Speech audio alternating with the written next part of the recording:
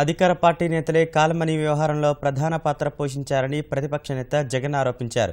నిందితులు ఆ పార్టీ నేతలతో ఉన్న ఫోటోలను సభలో ప్రదర్శించారు. కాల్మనీ వ్యవహారంలో ఎవరు ఉన్నా కఠినంగా శిక్షించాలని కోరారు. ఆశ్చర్యంగా ఉంది.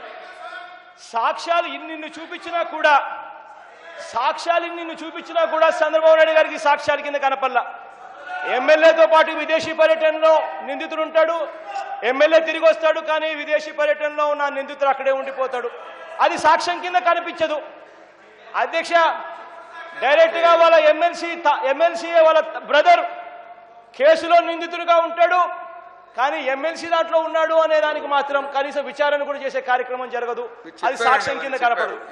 చంద్రబాబు నాయుడు గారితో ఫోటో తీసుకున్న వ్యక్తి ఆ తర్వాత ఇంటెలిజెన్స్ డీజీతో కూడా కలిసి సంభాషణ చేస్తా ఉన్నట్టుగా ఎవిడెన్స్ చూపిస్తే ఆ ఎవిడెన్స్ కింద కనిపించదు. అధ్యక్ష, అవన్నీ ఎవిడెన్స్ కింద కనిపించవు, ఏ మాత్రం ఎవిడెన్స్ కింద కనిపించవు.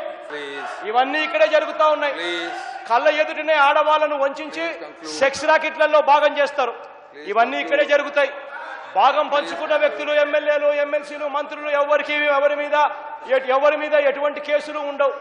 చంద్రబాబు నాయుడు గారి బ్లెస్సింగ్స్ తో జరుగుతూ ఉంటే చివరకు చంద్రబాబు నాయుడు గారే దీని మీద ఎంక్వైరీ చేసే అన్యాయమైన పరిస్థితిలో ఇవాళ మన వ్యవస్థ ఉంది.